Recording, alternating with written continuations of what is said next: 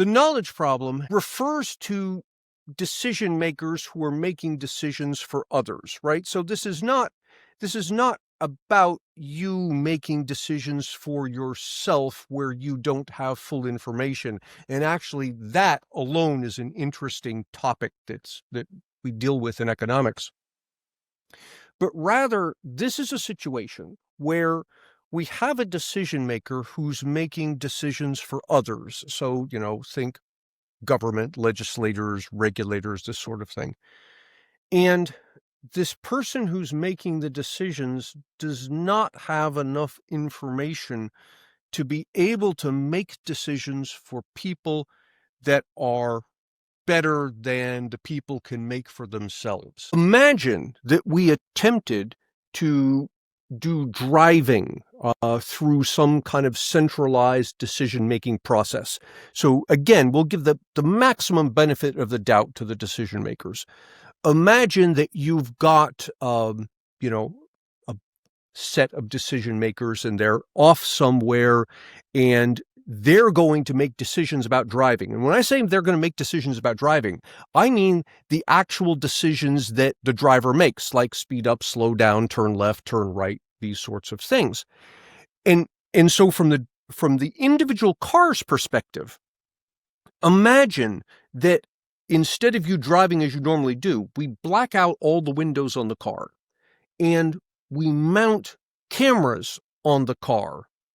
And these cameras are fed into this central location where the decision makers reside, and they're seeing real-time camera feeds of all the cars that are on the road, and they process this information. And you can even imagine that they're processing it via computer and all this kind of thing, right?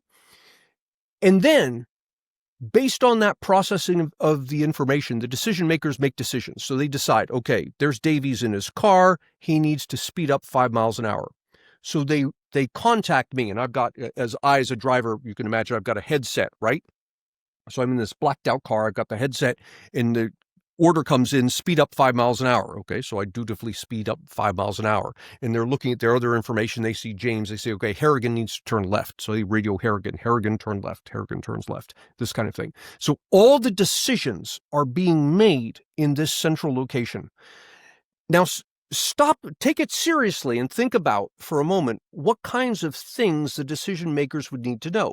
They've got to know, first off, where I'm going, where James is going, which of us are in a hurry, what the road conditions are, do we want to make stops along the way, all kinds of things like that. And imagine that when we got into the car, we fed all that information in. And so the decision makers have all of that plus whatever other information they need. And they make the best decisions they can, and you know immediately what's going to happen. By the time they've got this information and they make the decision and they radio James and they say, James, turn left, the situation has changed. There's now a truck there, and James bangs into it, and you've got an accident. And clearly, it's a stupid way to do driving, right? So the way we do driving is you let each driver make decisions for himself. And that system, notice, is not perfect. We know it's not perfect because 40,000 Americans die every year in accidents. Every one of those deaths is somebody making bad decisions. So it's not perfect, but the question isn't, is it perfect? The question is it better than an alternative? So our alternatives are you let the individual drivers make their own decisions versus the centralized planners make the decision. And the individual drivers do it better. Why? Because each driver has access to the information that's necessary for that particular driver. And he's getting it and updating it much faster, processing it much faster than the central decision makers can do. That's why the individual drivers make better decisions than the centralized decision makers. And that is an example of the problems with the knowledge problem when you attempt to get the decision makers to make decisions for you.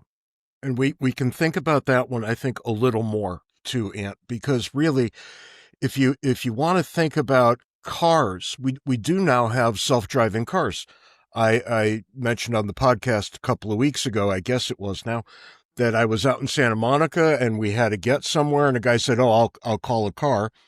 and a car came and there was nobody in the car. And I Right, sat right. Yeah. I Yeah. sat in the front seat because I wanted to see as much of it as I possibly could. And there was no central decision maker there either. The car was loaded with cameras and sensors. So even in a driverless situation, the the level at which you must understand things is at the individual level. And isn't that Right. something? Right? That's really, really something. And when you and I talk about the knowledge problem with people, we inevitably begin with me holding up a pencil, which I would have done virtually if slides worked and the whatnot. But alas, I have no pencil on my desk, which is weird because I have at least 20,000 pencils in my office. Um, excuse me. But I want you to think about a generic yellow number 2 pencil and ask yourself, could you make one? And I don't mean could you go out to a wood shop. I mean, could you make one from scratch? From Starting from scratch. nothing. Starting Mhm. from nothing with your own 2 hands, could you build a pencil? And you know, the Leonard Reed wrote an article years and years ago, 1958, I believe it was, called I Pencil, and I recommend it to everyone. You should read it if A you short haven't. read. It is. It's very easy read. You could probably get through it in 10 minutes. But Leonard Reed said there is not now, nor has there ever been, a person who has ever lived who could build a pencil from scratch. Yet we all know that pencils are relatively easy to build, right? There's only 4 or 5 different materials in a pencil, which is why Reed chose that and not in 1958. He probably could have chosen a book or maybe even a rudimentary calculator. But no, he went for the simplest thing that was on his desk. And what is it? It's wood, graphite, some aluminum, some rubber for the eraser, and some paint. And Mhm. that's about it. And he makes this fantastic claim that there has never been a person who could make one from scratch. That's amazing. And if you really think about it, it's right. You can't make one from scratch. What are you going to do? You got to go cut down a tree. The first thing you need if you're going to cut down a tree is an axe. In order to build an axe, let's not even get into the metal. Let's just, how are you going to get an axe handle? You don't have wood Right. yet, right? So Right. you see the problems that emerge immediately when you start thinking about these sorts of things. And come to find out, no matter how simple a thing is, you can't make it from scratch. You can only make it using things that other people have already made. And it gets even more complicated than that, Ant, because saying I could get the wood and probably not much else, but okay, I can get the wood. What now? Well, now we have to ship the wood to a factory that will make pencils. And the rubber needs to get shipped to that factory, and the aluminum needs to get shipped to that factory. We haven't built roads yet. I know Right. Yes. Right. Yeah. libertarians love talking about building roads, so let's talk about building roads. We haven't built roads yet. There's no way to get these things to the factory. Oh, we haven't built a factory yet. There is no factory. There are no trucks to bring these things to a central place. And you start to realize that if you just think about a simple pencil, all of the tens, even hundreds of thousands of people who are involved in making that simple thing. And we haven't even talked about the managers, the lawyers, the Mhm. accountants who make business run, Right. right? And all of this is coordinated not on high, but by markets themselves. And let me give an example of this. There's a YouTube channel that I absolutely love called Primitive Technology. Hmm. And this guy started from zero. That is, he does exactly what you're describing. I think he's Australian. He goes out into the woods and he breaks off a branch, and now he's got a branch, and he does, rubs it against a rock. Now he's got a stake. Now he can dig stuff.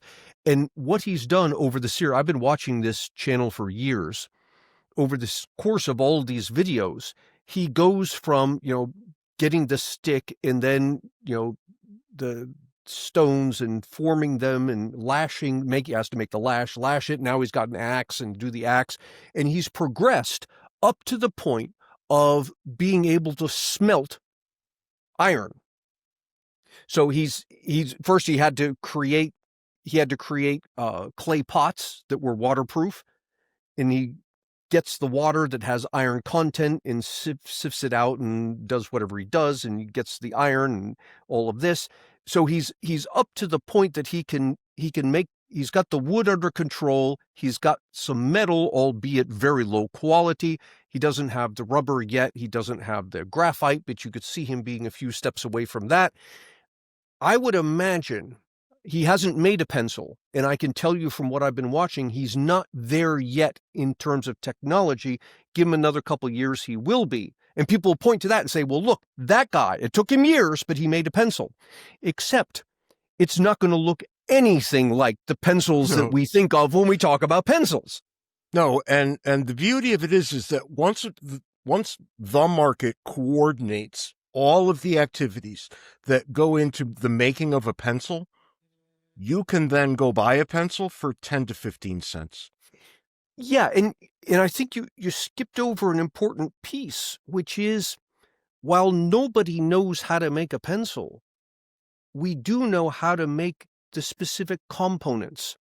Maybe there's nobody who knows how to make the metal piece on the end, but there are people who understand how to get iron ore out of the ground, and other people who understand how to melt it, and other people who understand how to build the machines that form it.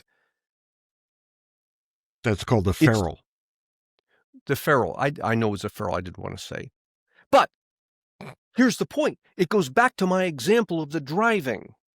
The driving doesn't work when you have a bunch of people trying to make decisions for everybody else, because the knowledge that they need is spread out. That's right. So too with the pencil. The knowledge that's required to make a pencil is spread out over so many people that collectively we can do it, but no one of us can do it.